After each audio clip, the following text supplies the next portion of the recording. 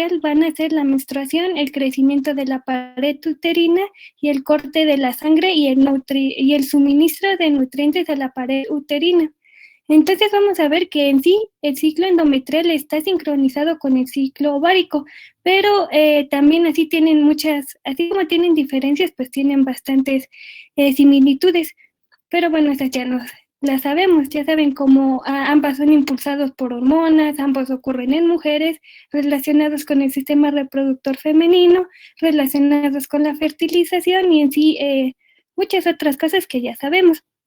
Entonces, ahora vamos a ver cuándo exactamente es que inician estos ciclos. En el feto humano, la mucosa uterina es capaz de responder a las hormonas esteroideas hacia la semana 20 de gestación. De hecho, algunas glándulas uterinas empiezan a secretar material hacia la semana 22 de gestación. El desarrollo endometrial uterino va a ocurrir aparentemente en respuesta a estrógenos derivados de la placenta materna. Hacia la semana 32 de la gestación hay depósitos de glucógeno y edema estromal en el endometrio. Este va a regresar una vez que cesa la estimulación estrogénica tras el alumbramiento y aproximadamente 4 semanas después del parto, las glándulas están atróficas y carecen de vascularización y el endometrio va a permanecer en este estadio hasta la pubertad. La que sigue, por favor.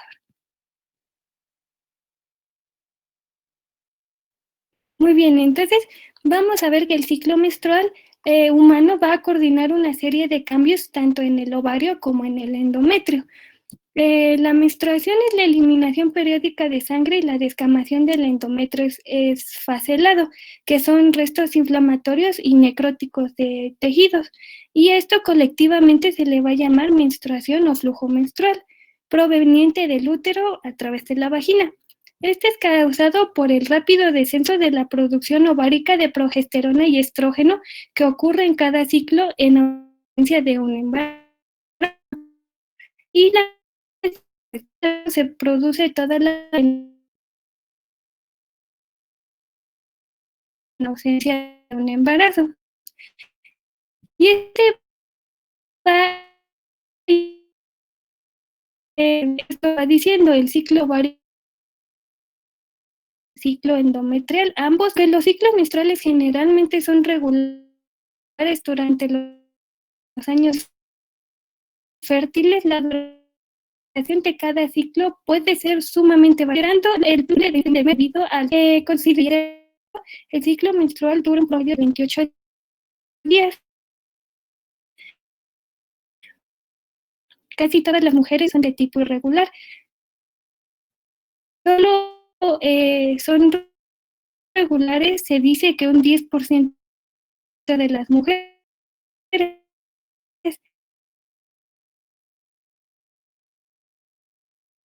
todo por el aumento de ovulatorio. Y bueno, la menopausia es el cese la permanente de las menstruaciones, ya lo sabemos. La duración promedio de las menstruaciones es de 5 días más menos 2 días. La pérdida de sangre por ciclo promedia unos 30 mililitros. Un rango normal sería de 13 a 80 mililitros máximo y en general es mayor en el segundo día del ciclo menstrual. Por lo general, la sangre menstrual no va a coagular a menos que el sangrado sea abundante. Esto se dice que es probablemente porque la fibrinólisis y otros factores inhiben la coagulación de esta sangre. Por lo que sabemos que si en un ciclo menstrual hay eh, demasiados coágulos, sería una reacción patológica. ¿A qué sigue, por favor? Bueno, vamos a empezar con lo que es el ciclo endometrial, mensual cíclica del endometrio. Con base en esto podemos decir que las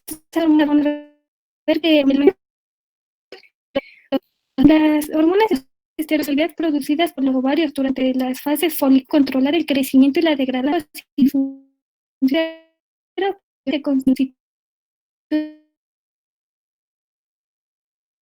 de En sí, tres acontecimientos. Primero, la menstruación, luego el crecimiento y proliferación endometrial, y por último, la diferenciación del epitelio endometrial en un fenotipo secretor glandular.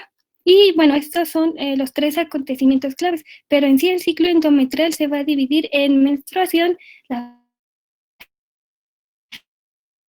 proliferación, Xianya, así que no vaya. Xianya, ¿puedes utilizar tu Doctor, cursor para dígame. ir explicando cada uno de las, por favor?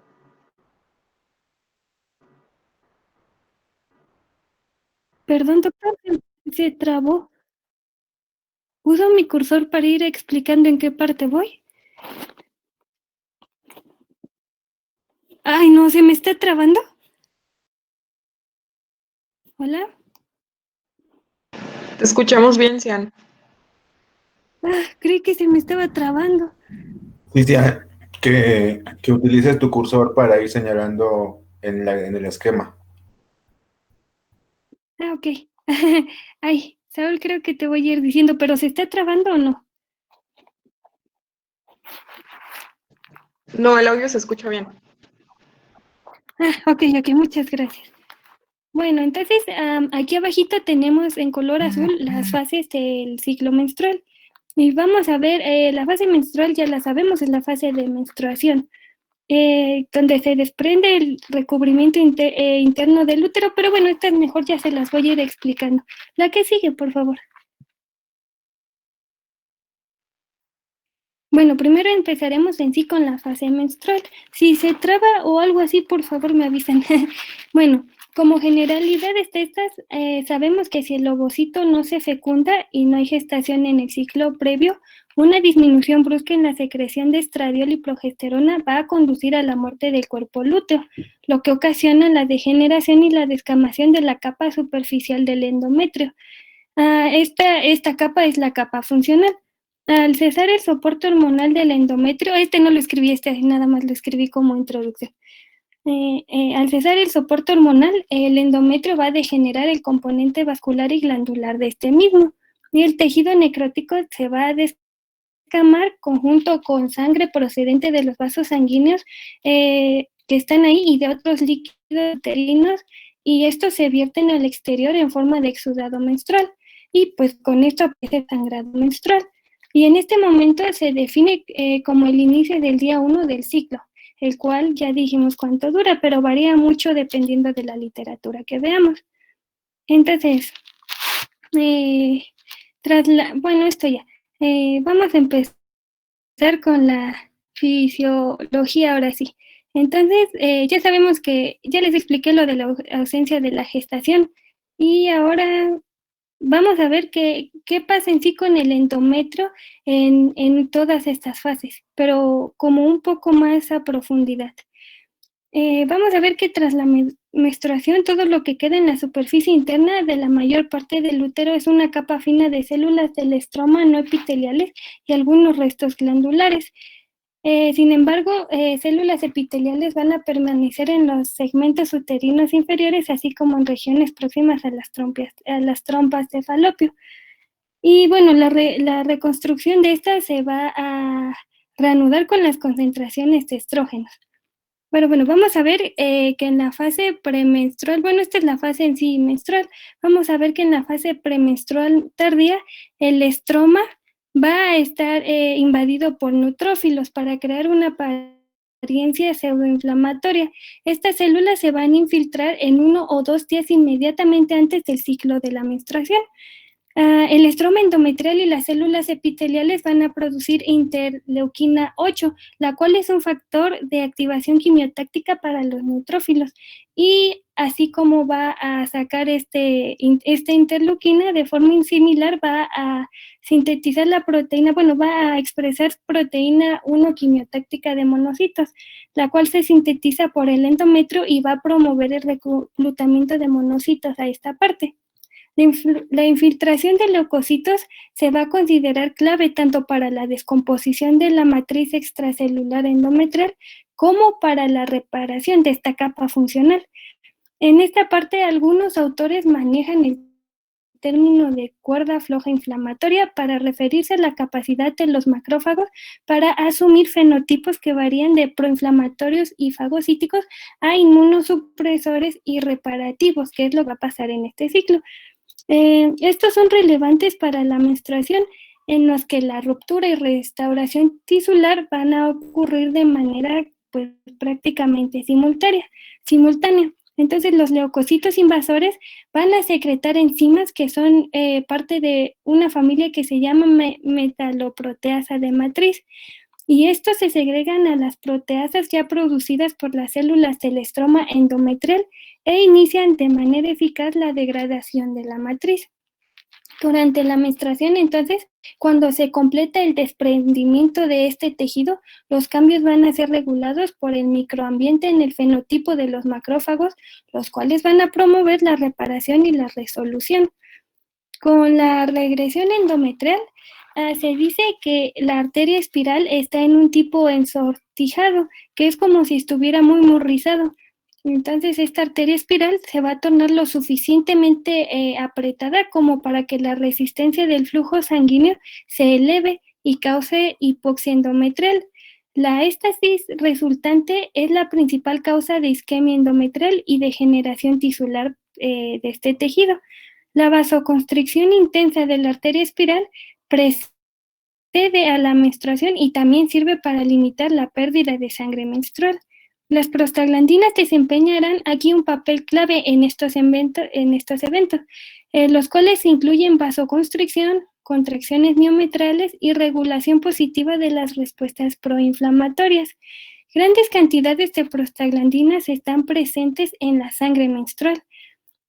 Por eso la menstruación dolorosa es muy común y probablemente sea causada por las contracciones del miometrio isquemia-uterina, que ya les expliqué por qué pasan. También se cree que esta respuesta está mediada por constricción de la arteria espiral inducida por prostaglandinas F2-alfa, que hace que las zonas endometriales superiores sean hipóxicas. El entorno hipóxico es un potente inductor de angiogénesis y factores de permeabilidad vascular, tales como VEGF. Ahora vamos a ver que en este ciclo la abstinencia de progesterona va a aumentar la expresión de la ciclooxigenasa 2, que también se le llama a veces prostaglandina sintasa 2, para sintetizar las prostaglandinas.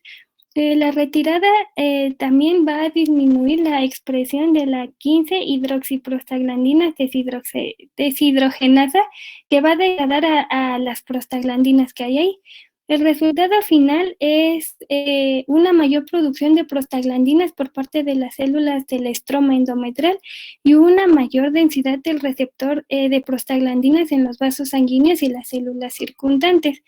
Entonces, se dice que el sangrado menstrual real va a seguir la ruptura de las arteriolas en espiral y la consecuente formación de un hematoma. Con este hematoma, el endometrio superficial se va a distender y después se va a romper. Luego se van a desarrollar fisuras en la capa funcional adyacente y se desprenden fragmentos de sangre y tejido.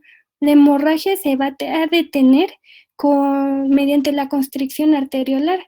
Los cambios que van a acompañar a la necrosis tubular parcial que se está llevando también sirven para sellar las puntas de los vasos y así detener la hemorragia. La superficie endometrial se va a restablecer mediante el crecimiento de unas que les llaman bridas o collares, que forman los extremos libres vertidos de las glándulas endometriales.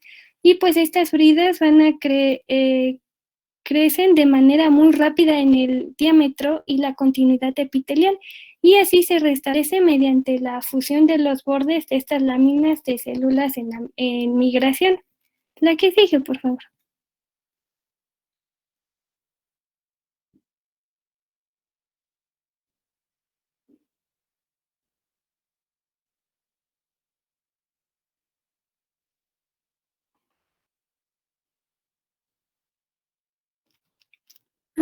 ¿Se está tardando para cambiarse? No, ya está, es la que sigue, sí. Sí, ya vi, apenas me salió, perdón. Bueno, ahora vamos con la fase proliferativa. Esta en sí es la fase estrogénica del ciclo endometrial y va a ocurrir antes de la ovulación. Ven que al comienzo de cada ciclo menstrual se descama el endometrio y después de esta queda una fina capa de estroma endometrial. Y bueno, pues es aquí, bajo la influencia de los estrógenos, donde las células del estroma y las células epiteliales del estroma basal van a proliferar. Esto con mucha rapidez. Van a aumentar el espesor por la proliferación de las células del estroma, el crecimiento de las glándulas endometriales y de nuevos vasos sanguíneos en el interior del endometrio y en la superficie endometrial, la cual se va a repitelializar entre 4 y 7 días tras el comienzo de la menstruación, gracias a la proliferación de células del estroma basal en la superficie de la zona basal del útero, así como la proliferación de células epiteliales desde otras partes del útero. Entonces, vamos a ver que estas células y el suministro de vasos sanguíneos se van a llevar una replicación rápida y de manera cíclica en las mujeres de edad reproductiva y se van a regenerar en cada ciclo ovárico endometrial. Entonces, el aumento de la actividad mitótica del epitelio estromal y glandular se va a mantener a lo largo de toda la fase folicular del ciclo. Y más allá, prolongándose hasta unos 3 días después de la ovulación. En el endometrio superficial, que se llama capa funcional, se va a desprender y se reconstruye a partir de la capa basal más profunda. La hiperplasia celular y el aumento de la matriz extracelular dan lugar a un engrosamiento del endometrio durante la fase proliferativa tardía. Aunque hasta 2/3 del endometrio funcional está fragmentado y se desprende con la menstruación, la repitelización comienza incluso antes de que cese el sangrado menstrual. Para el 5.º día del ciclo endometrial, o sea, el 5.º día de menstruación, la superficie epitelial del endometrio ha sido ya restaurada y la revascularización ha comenzado. El endometrio preovulatorio se va a caracterizar por la proliferación de células endoteliales, glandulares, estromales y vasculares. Durante la primera parte de la fase proliferativa, el endometrio suele tener menos de 2 milímetros de grosor. Las glándulas son estructuras tubulares estrechas que siguen casi un curso recto y paralelo desde la capa basal hacia la cavidad endometrial. Las figuras mitóticas, especialmente en el epitelio glandular, se van a identificar en el 5.º día de este ciclo. Y pues esta actividad mitótica va a persistir hasta los días 16 a 17, es decir, 2 a 3 días después de la ovulación. Los vasos sanguíneos son numerosos y muy prominentes. La proliferación y la diferenciación del endometrio van a estar estimuladas por estrógenos secretados por los folículos en desarrollo, y las concentraciones de los estrógenos van a aumentar precozmente en la fase folicular y alcanzan su máximo justo antes de la ovulación. Los niveles de receptores de estrógenos, que ahí puse como ER, donde dice progesterona, Saúl, abajito de donde estás. Ahí, ER, en el endometrio también van a aumentar durante la fase folicular del ciclo menstrual. Estos niveles de receptores de estrógenos endometriales van a ser máximos durante la fase proliferativa y van a declinar o van a bajar tras la ovulación en respuesta a los niveles cambiantes de progesterona. Entonces ahora vamos a ver al estradiol, que es el estrógeno más potente que es sintetizado. Y parece que en parte a través de su efecto sobre la expresión de protooncogenes, que son genes cuyos productos promueven el crecimiento y la división celular, va a estimular la síntesis de factores del crecimiento, como factores de crecimiento similares a la insulina o factores de crecimiento de factor transformante o el epidérmico, por parte de las células endometriales, que van a actuar de forma autocrina y paracrina para inducir la maduración y el crecimiento de este endometrio. Entonces también el estradiol produce la síntesis de receptor de progesterona, que puse como PR, en el tejido endometrial, las cuales van a alcanzar su máximo en la ovulación, cuando las concentraciones de estradiol van a ser máximas. Y esto lo hace para preparar a las células frente a las elevadas concentraciones de progesterona de la fase lútea del ciclo. Por el contrario, vamos a ver que la progesterona se va a oponer a la acción del estradiol sobre las células epiteliales del endometrio al inhibir su expresión de las que ya les dije, de las ER. Ajá, y van a estimular la expresión de la 17 beta HSD y de la sulfotransferasa. Pero en sí, la 17 beta HSD lo que va a hacer es que va a convertir el estradiol en estrona, que es un estrógeno más débil. Y la sulfotransferasa va a conjugar los estrógenos para formar sulfatos, volviéndolos biológicamente inactivos. Entonces, la reepitelialización y la angiogénesis son importantes para el cese de la hemorragia endometrial. Ahora, en el otro cuadrito que puse de proliferativa tardía, vamos a ver que el endometrio aumenta de grosor como efecto de la hiperplasia glandular como incremento de la sustancia fundamental del estroma, que es edema y también material proteínico. El estroma suelto es en especial un estroma prominente y las glándulas en la capa funcional están ampliamente separadas. Entonces esto se va a comparar con los de la capa basal en las que las glándulas están más pobladas y el estroma es más denso. A mitad del ciclo, a medida que se acerca la ovulación, el epitelio glandular se va a volver más alto y pseudoestratificado. Las células epiteliales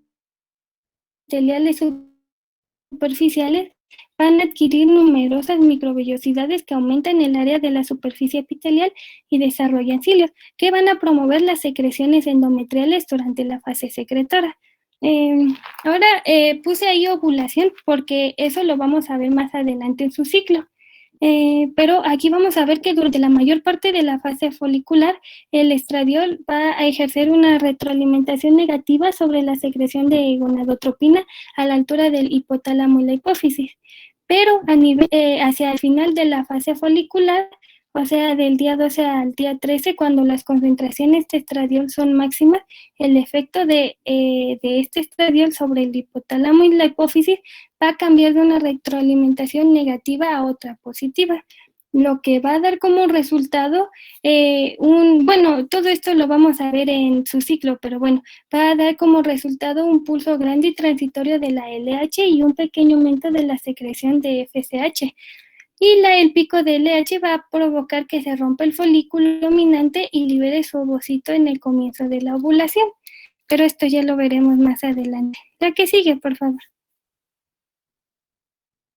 Ahora, en la fase lútea, también llamada secretora o fase progestágena, es la que sigue después de la ovulación. Como generalidades, pues sabemos que el cuerpo amarillo o cuerpo lúteo es el que se encarga de hacer que la progesterona esté en mayor cantidad y menor cantidad de estrógeno. Entonces, a esta fase se llama lútea porque después de la ovulación, la estructura folicular que queda en el ovario se va a reorganizar y se va a convertir en la glándula que conocemos como cuerpo lúteo o cuerpo amarillo.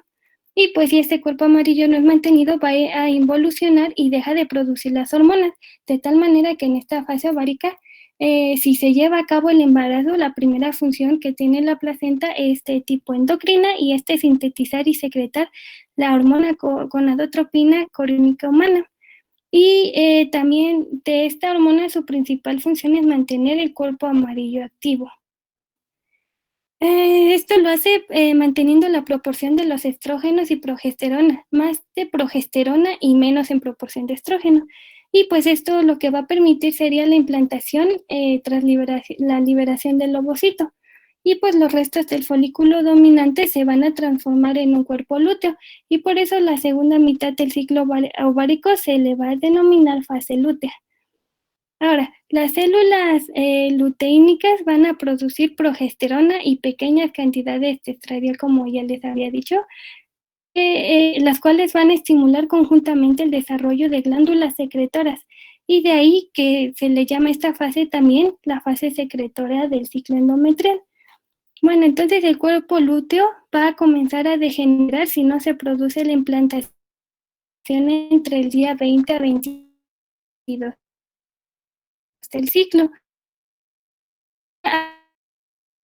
Se lútea y su cuerpo lúteo durante el ciclo no fue útil en la HG producida por la placenta va a mantener el cuerpo lúteo.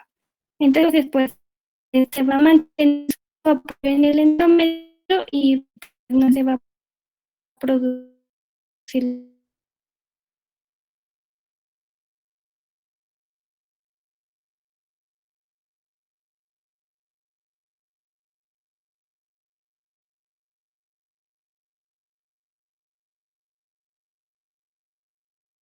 efectos. Son antiestrógenos en la fase proliferativa del ciclo endometrial. La progesterona también va a estimular los componentes glandulares y de este modo va a inducir cambios secretores en el endometrio. Las células epiteliales van a mostrar un incremento en la actividad secretora y esta va a ser tal y como lo indican las cantidades crecientes del retículo endoplásmico y de las mitocondrias.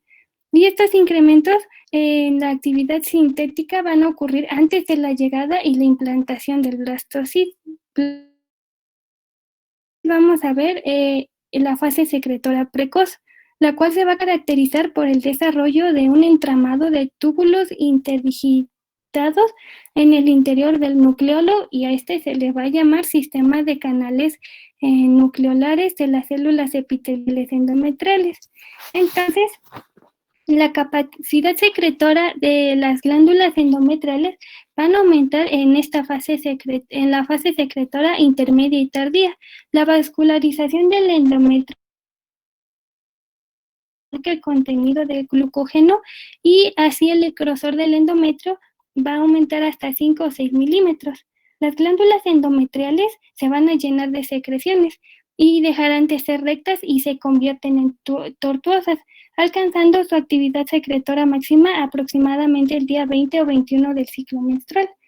Los cambios que van a estar en este endometrio no se van a limitar únicamente a las glándulas, también van a ocurrir en células del estroma intercaladas entre estas glándulas.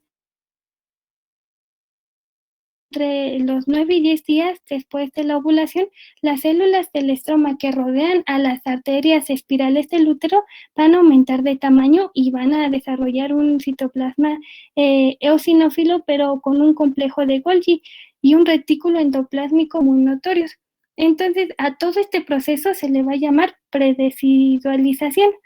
Y bajo la influencia de la progesterona, las células del estroma fusiformes se van a redondear hacia forman una matriz extracelular que va a constar de lámina, fibronectina, heparina, sulfato y colágeno de tipo 4. Numerosos focos de las células teciduales se van a extender por la capa superior del endometrio para formar una densa capa llamada la zona compacta. Y esta propagación es tan extensa que las estructuras glandulares de la zona compacta se van a volver muy, muy discretas. Y las células inflamatorias se van alrededor de las glándulas y los vasos sanguíneos. Entonces vamos a ver que el edema en la zona intermedia del endometrio va a diferenciar a la zona esponjosa subyacente con la zona compacta. Es en la zona esponjosa, bueno, entre estas, donde las glándulas endometriales van a adquirir ahora sí más notoriedad. Y pues en conjunto la zona compacta y la zona esponjosa van a constituir la capa funcional del endometrio, la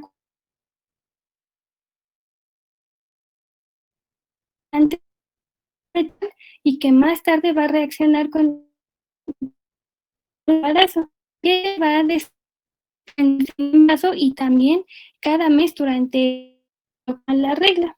Y la capa más endometrio, la capa que pues las células están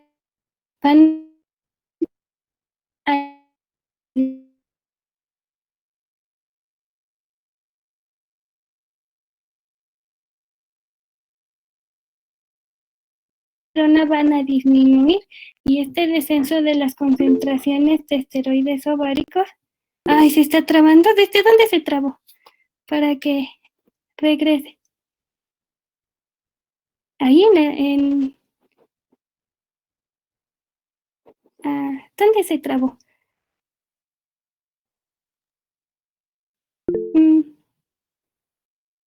En edema de zona intermedia. Ok. Ok, entonces, diferencia de la zona compacta. Ok, bueno, entonces voy a empezar otra vez porque esa parte se trabó, disculpen por favor. Entonces vamos a ver que el edema de la zona intermedia, como ya les había dicho, va a diferenciar la zona compacta de la zona esponjosa. Y pues aquí las células endometriales pasan de ser prácticamente no notorias a ya tener más notoriedad. Y en conjunto, la zona compacta y la zona esponjosa van a formar la capa funcional del endometrio, la cual es la región que va a proliferar el ciclo endometrial menstrual y también interaccionará con el embrión durante el embarazo. Y pues esta capa funcional va a ser la que se desprenda durante el embarazo y también durante la regla. Y pues la capa más profunda del endometrio es la zona basal, la cual siempre se va a quedar durante la menstruación y también durante el parto para que así sus células dan una proliferación y al principio del siguiente ciclo endometrial y pues se produzca de nuevo todo este ciclo.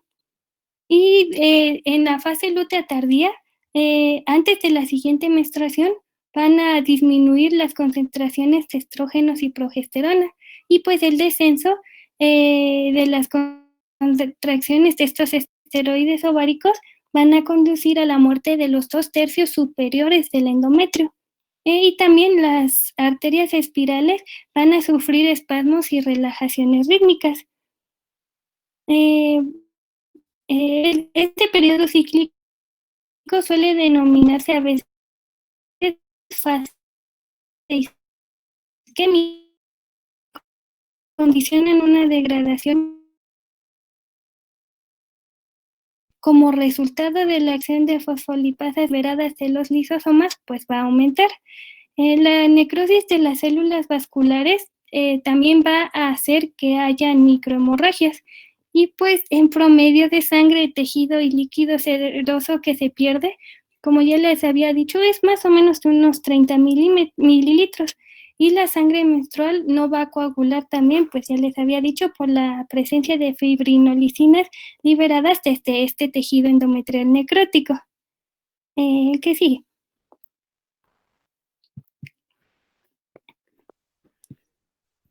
Bueno, la siguiente parte o lo que vamos a analizar es que tenemos también un ciclo ovárico. Algunos libros mencionan que, por ejemplo, el ciclo menstrual es el nombre, digamos, coloquial para denominarle al ciclo mensual sexual femenino, que es como algunos libros lo mencionan. Y ese ciclo mensual lo que hace es que contiene un ciclo endométrico o un ciclo endometrial y un ciclo ovárico. Endometrial es exactamente lo que acaba de explicar mi compañera, que es cómo sufre la descamación y los cambios el útero, y el ciclo ovárico es cómo evoluciona todo una célula muy rudimentaria para producirse en una célula lista para fecundarse, y una vez que se fecundó, ya se pueda implantar como tal. Entonces, hay que recordar que estos dos ciclos deben de estar totalmente entrelazados, y para que por lo menos para que se pueda llevar a una fecundación y un parto correcto, pues deben de cumplir con ciertas características, ya que básicamente lo que hace el ciclo endometrial es que prepara el útero para que después de que se desarrolló correctamente un óvulo y se fecunde, se pueda implantar y ahí se pueda nutrir. Entonces, básicamente el ciclo ovárico, perdón, inicia desde la etapa prenatal. En la etapa prenatal inicia con divisiones celulares y esas células, como inicialmente se le denominan, son células germinales primordiales, las cuales se van a replicar y en la etapa prenatal van a ser un número muy grande. La mujer, lo que van a hacer es que van a ir involucionando algunas y solamente van a prevalecer un pequeño número y las que puedan mantenerse, digamos, hasta llegar a la adolescencia o a la pubertad de esta niña. Entonces, aquí podemos observar que se generan de células germinales primordiales, posteriormente se le denomina ovogonia o óvulo primordial. Ese óvulo primordial va a evolucionar en un ovocito primario, que va a estar interrumpido en una fase de su desarrollo que se le denomina profase 1, y posteriormente se va a convertir en un ovocito secundario, y este se va a interrumpir en la metafase 2, y es en esa parte en la que se va a quedar hasta que sea expulsado como un óvulo ya maduro y que pueda ser fecundado. Entonces, esa es la parte como en la que solamente el óvulo evolucionaría. Sin embargo, el óvulo no está nada más como que a la deriva, sino que está cubierto de diferentes tejidos, y dentro de estos, ya que se puede cubrir de algunas células que tienen características epitelioides, se le denomina folículo primordial, posteriormente folículo primario, y ese folículo primario se va a ir llenando o colonizando de más células que proliferan alrededor de él, va a crecer también.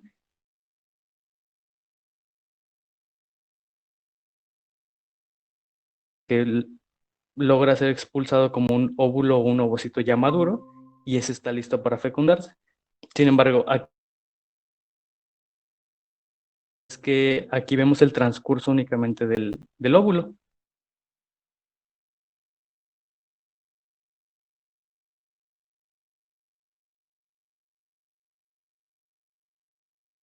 O un cuerpo amarillo, que también se le denomina. Y ese cuerpo lúteo pues es muy importante porque tiene muchas características secretoras principalmente de algunas hormonas que vamos a analizar más adelante. Entonces el diagrama general lo que les quiero mostrar es que inicia desde una célula muy rudimentaria que va a crecer, pero que no crece solo, que también se desarrolla con algunas células adyacentes, y que una vez que se fecundó queda un vestigio, sí, digamos un remanente, pero ese remanente tiene funciones metabólicas. Entonces, el ciclo ovárico va a ser básicamente que en los años fértiles normales de la mujer se va a caracterizar químicas y mensuales de algunas hormonas femeninas, y también por las alteraciones físicas de los ovarios y otros órganos sexuales. Las femeninas pues no se liberan y quedan como que a la deriva, digamos que tienen órganos diana a los que pueden llegar y van a actuar, y entonces este ciclo no involucra al ovario, sino involucra también a otros órganos sexuales. Entonces, el ciclo sexual femenino tiene básicamente dos consecuencias importantes. Una es que se va a liberar un único óvulo en los ovarios cada es que el endometrio uterino se prepara la implantación. Para la implantación del óvulo que ya se logró fecundar en un momento preciso. Entonces, este es, digamos, algo muy relevante de este tema, en el cual vamos a liberar un óvulo, pero también ya tenemos, digamos, un campo en el cual ese óvulo puede llegar, se puede implantar y se puede desarrollar. Las alteraciones de los ovarios durante el ciclo sexual dependen de las hormonas gonadotrópicas o gonadotropinas, algunos se le denominan. Estas dos hormonas son la hormona folicular y la hormona luteinizante. y estas dos son secretadas por la hipófisis anterior o por la adenohipófisis. Y ese es un esquema, digamos, de esta liberación de las concentraciones, que lo voy a explicar un poquito más adelante, pero digamos que la regulación de este ciclo es básicamente dependiente de estas hormonas. Bueno, algo también que hay que mencionar es que para que se liberen estas hormonas existe un componente, digamos, a un nivel más superior. El primer componente que se activa es el hipotálamo. A una región del hipotálamo, que bueno, hay varias regiones que pueden liberar a su vez un factor liberador, pero se describe que es el área preóptica. El área preóptica libera un factor que se llama factor liberador de gonadotropinas, y ese va a actuar sobre la hipófisis. La hipófisis anterior va a liberar esas dos hormonas, la hormona folículo estimulante y la hormona luteinizante. Bueno, en este ciclo ovárico tiene una fase folicular y una fase lútea. Digamos que en un diagrama general, la fase folicular consta del crecimiento de un folículo, ¿sale? Y la fase lútea inicia a partir de la ovulación o de la ruptura de ese folículo y la posterior degeneración de... Entonces, aquí podemos observar cómo inicia un folículo primordial, que es una forma muy primitiva. Ese folículo o bueno, por medio de la hormona folículo estimulante, se van a comenzar a reclutar entre 10 a 12 folículos. Folículos comienzan la maduración, sin embargo, nada más uno logra terminar como un óvulo. Tienden a involucionar y pues no resulta nada, ellos se quedan como unos remanentes. Sin embargo, el que sí logra evolucionar pasa por todo este periodo. Inicia como un folículo primordial, posteriormente inicia como un folículo primario, en el cual estas células que se encuentran a su alrededor se le denominan células de la teca y células de la granulosa. Las células de la teca son la parte más externa y las células de la granulosa son la parte más adyacente a esta. Posteriormente a ello, estas células tienen capacidad de secretar secretar cantidades de líquido, pero ese líquido tiene diversas sustancias. Y al secretar ese líquido, lo que hacen es que forman una cavidad o un antro. Posteriormente ese antro va a ir proliferando hasta que alcanza o llega a proliferar tanto que se hace una masa tumefacta, y esa masa tumefacta inicia la liberación de algunas enzimas proteolíticas. Esas enzimas proteolíticas lo que hacen es que rompen la pared del ovario y lo que hacen es que debilitan esa pared. Entonces es donde este óvulo puede salir. Sin embargo, este fragmento se queda aquí envuelto en el tejido y el óvulo cae a las fimbrias o las franjas de la trompa, de la trompa uterina, y posteriormente este tejido empieza a involucionar, pero aquí tiene características metabólicas y que las vamos a avanzar un poco más adelante. Pero bueno, básicamente el diagrama que les quiero mostrar es que inicia el reclutamiento de algunos folículos. Solamente uno de ellos va a lograr crecer, uno de ellos va a madurar y se va a eliminar, se va a liberar. El componente que queda tiene una actividad metabólica que va a promover el desarrollo, si se llegara a fecundar este óvulo y poder llevar a cabo un embarazo. Y ya en última instancia, ya que terminó su ciclo este cuerpo amarillo, va a quedar como un tejido remanente que se llama cuerpo blanco o cuerpo álitex.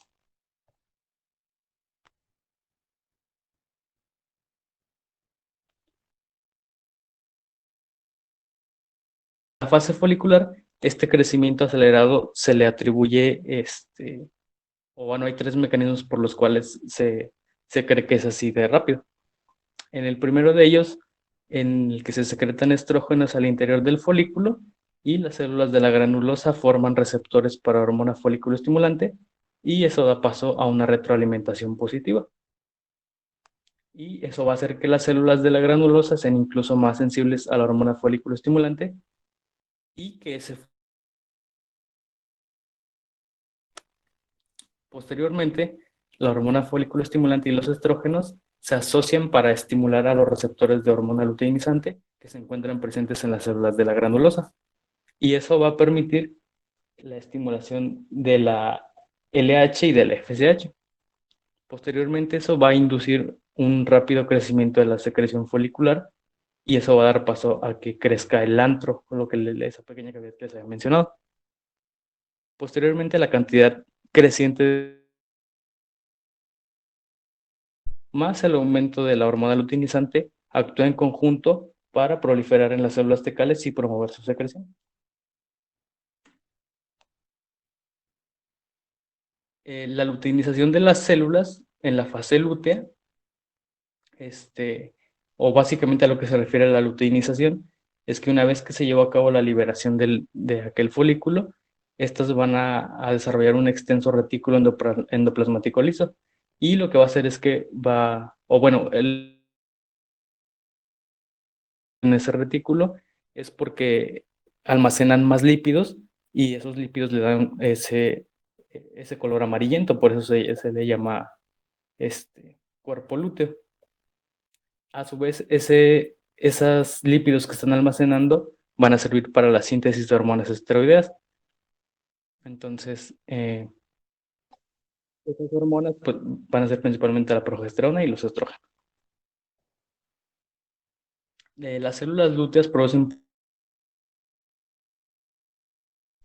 androstenediona y testosterona, y la mayor parte de las hormonas son convertidas por la enzima aromatasa.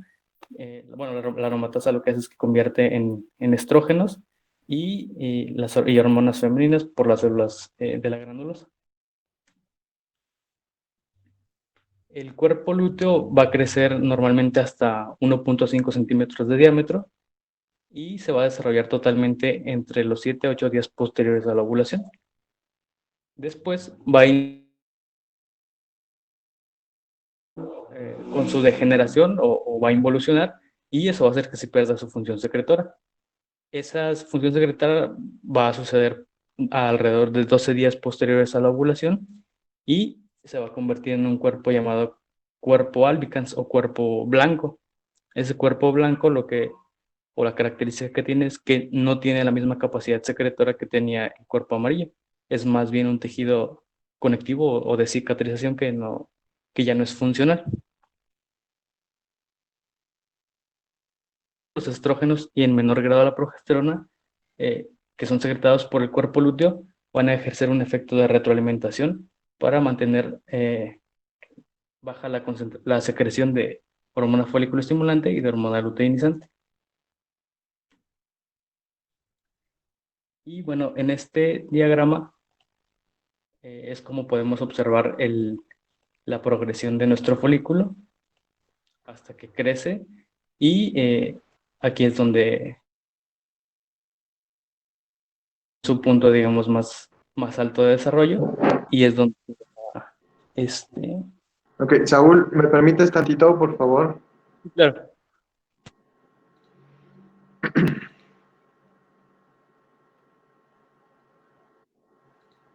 Bueno, espero, sí me ven todos, ¿verdad? ¿Sí me ven? Ok. Lo escuchamos, doctor, pero yo no lo veo. Yo creo que... Bueno, miren, algunas consideraciones importantes las diapositivas de Cianya están sumamente cargadas. Yo creo que no les han dado a ustedes alguna plática o alguna clase de cómo hacer diapositivas. O si me equivoco.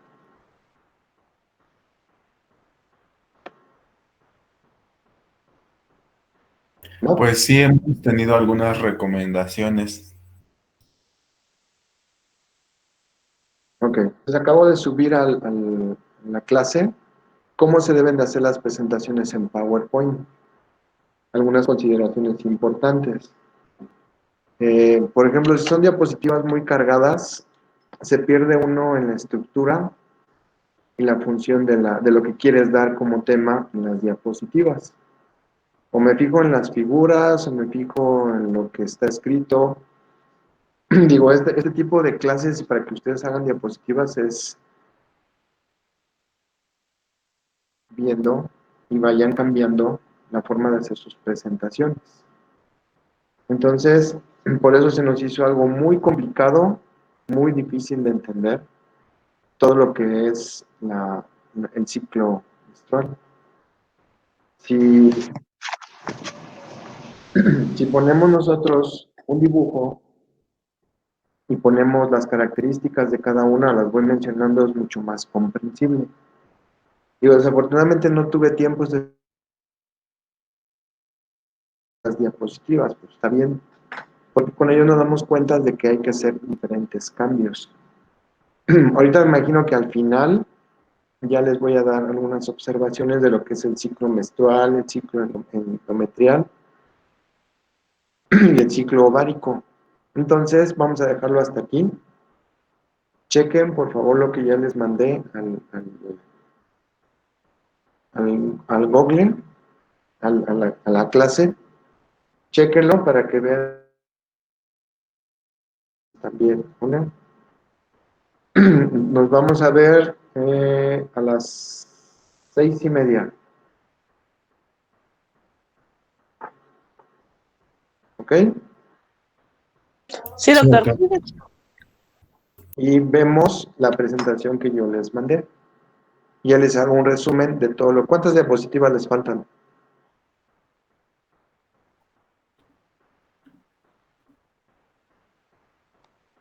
Ok. Regresa a la anterior. Esta. No, no, la siguiente. ¿Ahí? Con esto, con esta diapositiva, si ella nos va a explicar mucho mejor qué es lo que está pasando en la fase folicular y en la fase lútea. Qué es lo que pasa con la producción de las hormonas y qué es lo que pasa con el endometrio. ¿Qué se activa más, el estriol o la progesterona para que podamos entender todo lo que nos dijo al principio? Pero como digo, son diapositivas muy cargadas, nos perdemos en lo que realmente queremos. No está bien, pero es para que vayan aprendiendo a hacer bien sus diapositivas. ¿Ok? Entonces nos conectamos 6:30, por favor. Sí.